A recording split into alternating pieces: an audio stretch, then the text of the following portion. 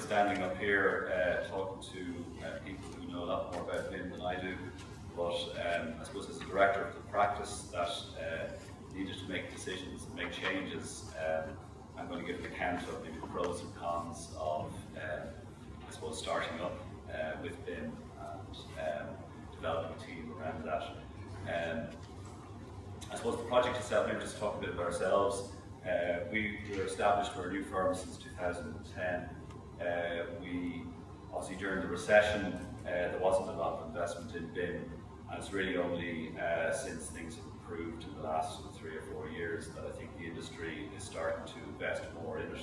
So whereas in say 2006, 2007, you could see BIM coming on the horizon, it's really only been adopted, I think, seriously in the last couple of years. And I'm sure our government will impose it a bit like the UK, and it will become the standard. So this is the way forward. We first adopted our first pilot BIM project in 2013, and since then we've completed 2 or 3, the cath lab in Our Lady's Children's Hospital in Crumlin, and we did going to Rome bus interchange, did a few PPP bits. I suppose Windmill Lane is probably the first project that we've really sort of started from start to finish in BIM. It's a large project. We currently have about 40 staff at the moment, with about a third of the staff are working in BIM. The target is to have half the staff by the end of the year, and next year to have the majority of staff working in BIM. So it's a fairly rapid learning curve for us. Windmill Lane is on site at the moment. It's due for completion in July 2017. Just a little bit about the project. The project is obviously the client is Hyperloop. It's the total is 16,000 square metres. There's 11,300 of net lettable office area. There's apartments, there's retail, and there's a large town hall space that the chair mentioned earlier on. So I suppose our experience of using BIM on the project, the CGIs that you see there are originated from our BIM model. So we found actually the whole development of seeing the project in 3D was much more rapid, cost effective. The 3Ds were rendered by ModelWorks, but the model was shared with them. So that's obviously a significant benefit to work in 3D. I suppose my own experience, Ken mentioned that BIM is like a grandfather. For me, it's the precocious 6-year-old child at the moment who's driving the car while I'm in the back seat with my hands tied. There's a certain leap of faith where I would have gone through secondary school without a computer. I would have gone through architecture using a drawing board, no computers, and I suppose we've had CAD for the last 20 years as the common form of information, and there's a certain element of feeling out of control because you're not hands-on, you're communicating, and you're relying on very talented young people to develop a BIM. So you find that sort of, I suppose the colleges, the universities, Bolton Street and other colleges took the decision 5 or 6 years ago that all their students would start first year using Revit and working in BIM, and that's an important step. So it's a little bit disconcerting that you have probably the youngest people in the office who are doing details that the most experienced people in the office should be vetting and advising on. So I suppose frustrations, this is sort of the negative side. There is a resistance to change. If you've been working in a format for a long period of time, it's difficult sometimes to make that jump. You have to trust people, you have to trust better people and younger people than you. It's like learning a new language, and sometimes it's pidgin English at the beginning, so the drawings that are produced at the beginning don't look like good architectural drawings. So it takes a while to develop that. There's a lot of codes, regulations, software, and it's difficult to learn and to advance those. Sometimes easy tasks can take longer in BIM. However, more difficult tasks can be done much more rapidly. So I think that's something you have to get your head around. When a client asks you how long will that take, sometimes it's difficult to give a correct answer.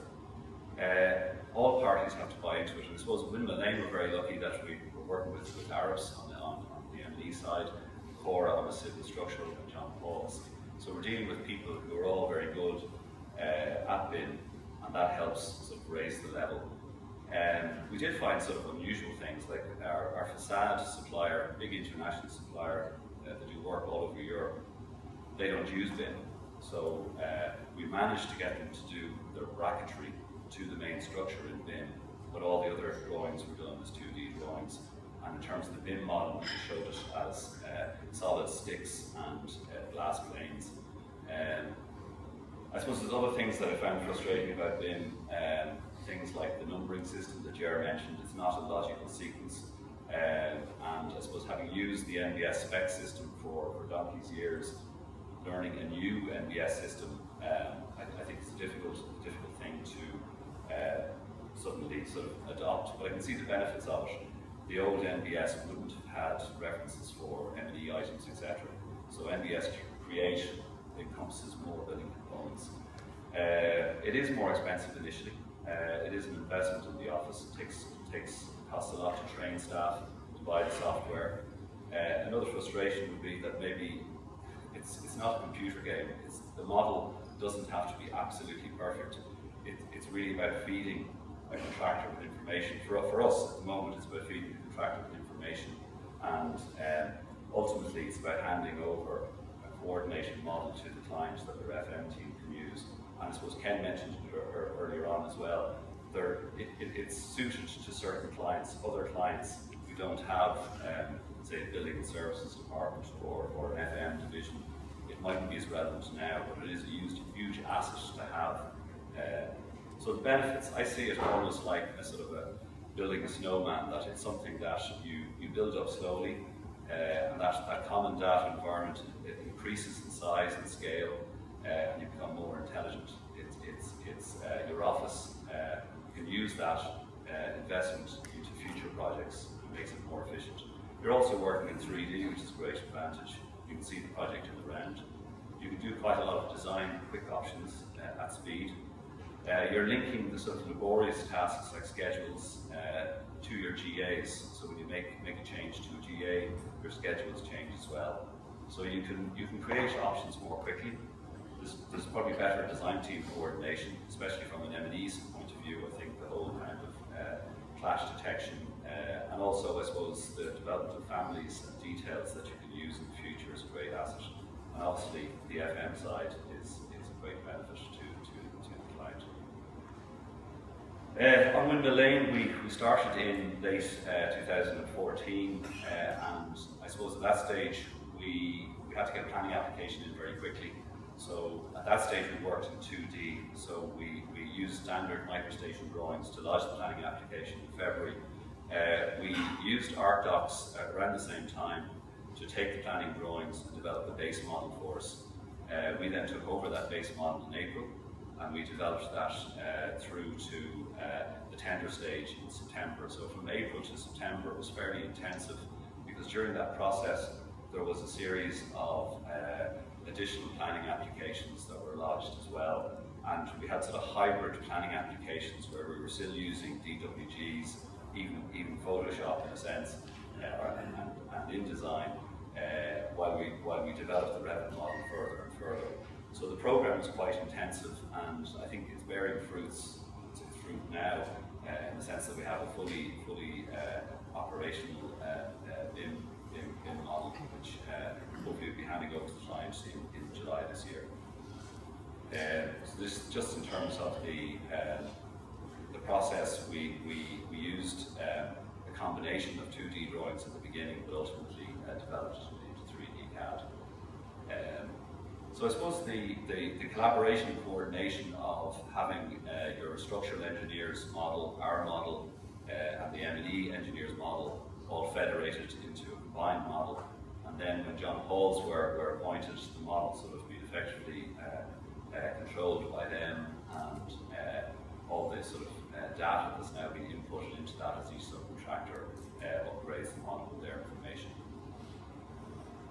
The project started on site in a fairly fast-track manner. We split the contract into two, with an enabling works contract first, while we were developing the main tender package, so that when the main site was excavated and dug, we were able to start with the main building works. So it's been a fairly intensive process, and I don't think we could have got as quickly as we have done if we hadn't have developed it within BIM. The benefits, there was quite a lot of different things explored while we were on site, looking at maybe how different spaces within the building could be changed. One stage we had a small theatre, that became a retail unit, and now it's an office space on the ground floor. We also applied for planning permission to add a different floor plate onto the 4th and 5th floor that we were successful with as well. So we had a lot of design options built into the model. And one of the real benefits that I saw in it was we were recently looking at different configurations of reception desk, and I asked Brendan in the office, how long would it take to show 4 or 5 different configurations and spit out some 3D views? And he came back 5 minutes later with 4 or 5 options. So that's something that could never have happened in the normal 2D world, where you'd have to rely on various different parties to produce the plan, change the section, and produce 3D drawings. In terms of collaboration, we probably didn't use Navisworks as much as I thought we would in terms of clash detection, but we did have sort of a color coding system with the other consultants, so you can see the different layers. We're investigating the use of Dynamo as a piece of software that will help integrate Excel with Revit and help with inputting of schedules, etc. And A-Site has been a very effective tool for communication within the team. We've started developing sort of a line weight strategy with our drawings as well. We've just in the process of appointing a BIM manager within the office, but I suppose as part of our learning curve and how to improve the use of Revit, we're looking at ways of fixing different line weights for different scales. So the model will automatically change line weights when you look at it from 1 to 20 to 1 to 100, etc. And the whole nesting of family details as well is something that we're exploring in more detail. For example, we had some brick lintel details where the lintel is nested with the bricks, and we were able to show lots of different options very quickly that the model adapted as the line weights changed. So I suppose, in summary, where are we now? I hope that the snowman that we create will be able to improve our skill sets, and that as we complete each project, that our knowledge and expertise will improve. So it's been a very rewarding